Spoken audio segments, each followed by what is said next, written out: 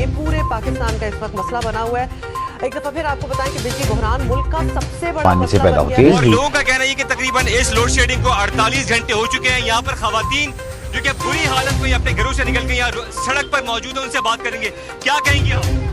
यहाँ लाइट का बहुत ज्यादा परसों से मसला हुआ है। तो बिजली मकबूजा कश्मीर से आने वाले दरियाए सिंध और झेलम के पानी से पैदा होती है। उनका प्राइम मिनिस्टर वगैरह है कि हम खून और पानी एक साथ नहीं बहेगा और हम एक एक बूंद के लिए पाकिस्तान को तरसा दें। कश्मीर से आने वाले दरियाओं पर पाकिस्तान ने 9000 मेगावाट से ज्यादा के पन बिजली मंसूबे कायम किए हैं। शहरियों की जिंदगी अजीरन कर दी है, लोगों का सब्र भी जवाब दे गया है। और कल कराची, लाहौर समेत मुल्क के मुख्तलिफ शहरों में लोग सड़कों पर आ गए और शदीद एहतजाज की। It gives a doubt, you never know, because प्रधानमंत्री Modi is known for his unpredictability.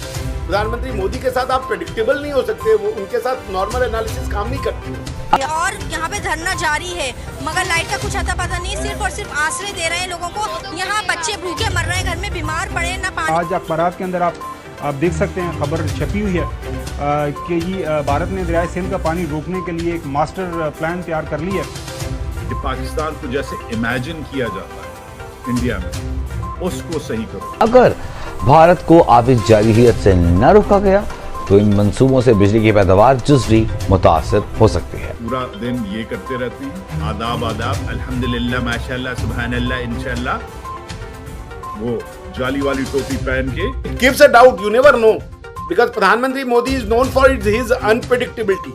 प्रधानमंत्री मोदी के साथ आप प्रेडिक्टेबल नहीं हो सकते, वो उनके साथ नॉर्मल एनालिसिस काम नहीं करती है। वो बार बार कह रहे हैं, वो रिपीट कह रहे हैं। आज भी उन्होंने कहा है कि हमारे तो अभी आपने सिर्फ एक वो देखा है एरो, हमारे जो वो तरकश में पहला तीर निकला है, अभी ऐसे बहुत से तीर बाकी हैं जो भी आपको देखने हैं। तो प्रधानमंत्री जी क्या चाहते हैं? क्या ये अभी और होना है, या वो एक तरीके से मैसेज दे रहे हैं पाकिस्तान को कि आप जो है टेररिज्म का रास्ता छोड़िए, वरना there will be more and there will be it will not be measured, it will not be restraintful, it will be unleashing the, जिसे कह लीजिए all hell will break loose वाला kind of situation होगा। तो कुछ कहना बड़ा मुश्किल है, लेकिन मुझे नहीं लगता कि इंडिया डिप्लोमेटिकली किसी भी तरीके के बैकफुट पे था। बट ये क्यों किया जा रहा है इतना बड़ा एक्सरसाइज? आई थिंक इसके पीछे कुछ, क्योंकि ये चल रहा है और साथ में मोदी जी बार बार कह रहे हैं कि यार हम अभी बंद नहीं किए हैं, अभी हम और सबक सिखाएंगे। तो दिस गिव्स मी, जैसे जब मैंने कहा ना, जब राफेल वाली बात थी, तो जब हम लोग अपने उसमें, जब हमने मिलिट्री की वो डीजीएमओ की वो सुनी ब्रीफिंग, उसके बाद ही हमने तय कर लिया कि भाई बिल्कुल जेट्स गिरे हैं, नंबर ये नहीं बता रहे, but we have sustained the loss. वो क्लियर था, क्योंकि इंडिया में आप झूठ नहीं बोल सकते, झूठ बोलना will be dangerous for you. तो वो नंबर वो छुपा रहे थे, the only thing was there. तो हम लोग को समझ में आ गया, तो वी वर मेंटली प्रिपेयर्ड कि हाँ भाई कुछ लॉसेस हो गए। आप उसी तरीके से जो इस बार वाली भी बात है कि प्रधानमंत्री मोदी इसको रोकने का नाम नहीं ले रहे हैं, वो बार बार कह रहे हैं कि अभी बचा है, it's not yet over, it's not yet over. क्या वो ट्रम्प साहब को दे रहे हैं मैसेज?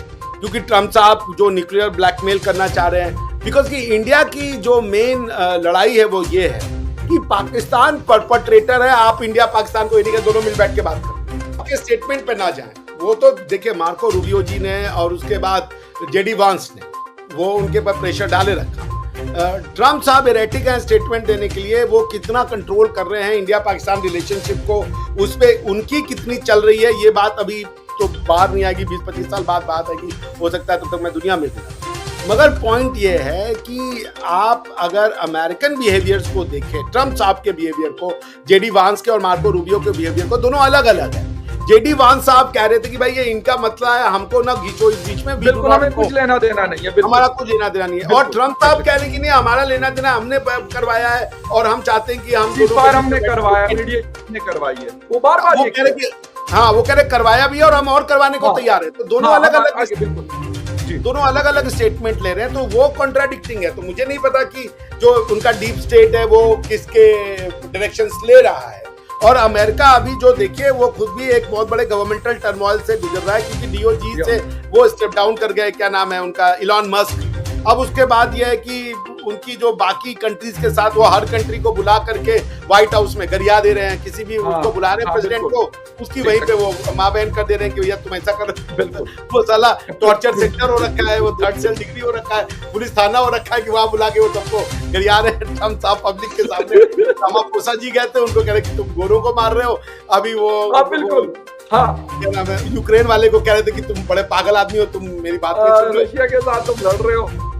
तो भैया उनका कोई भरोसा नहीं रह गया, वो किसी के सामने कुछ बोल रहे हैं, but I don't think he is in the control. कह दिए थे उन्होंने कि India has a right to self. Bahawalpur में हमला करके ये मतलब नहीं यूज करना होता है, भावलपुर के हमला हुआ, मुरीद के लाहौर के बिल्कुल दिल में है वो हमला हुआ, तो इसको नहीं कहते इंटरनेशनल बॉर्डर। पहली दफा 1971 के बाद जिसके ऊपर मतलब दोनों तरफ से स्ट्राइक हुई, पहले हिंदुस्तान ने की इंटरनेशनल बॉर्डर को।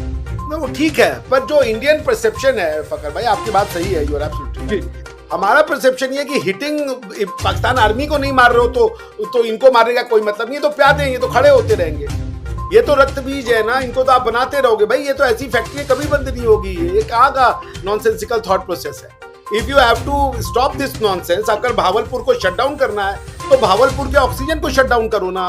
पाकिस्तानी आर्मी को सबक सिखाया जा सकता है, ये ऑपरेशन सिंदूर ने पहला चीज, it has broken the myth कि एक न्यूक्लियर वो है फायर वॉल है जिसको यूज करके ये ब्लीड इंडिया बाय 1000 कट का गेम पाकिस्तान हमेशा खेलता रहेगा। इंडिया ने इसको बंद किया। So this is the first success of operation Sindoor. Second success जो है वो ऑपरेशन सिंदूर की ये है कि इंडिया ने ये डॉक्ट्रिन ऑफ जो ये था कि हम रिटेलिएटरी मेजर करेंगे, उसको चेंज करके एक्ट ऑफ वॉर कर दिया, और ये नॉन स्टेट एक्टर्स और स्टेट एक्टर्स के बीच के डिफरेंस को मोदी जी ने बदल दिया। द न्यू डॉक्ट्रिन ऑफ प्रधानमंत्री मोदी सेज दैट कि any attack by anyone on the soil of India, if it is linked to Pakistan, it is an act of war.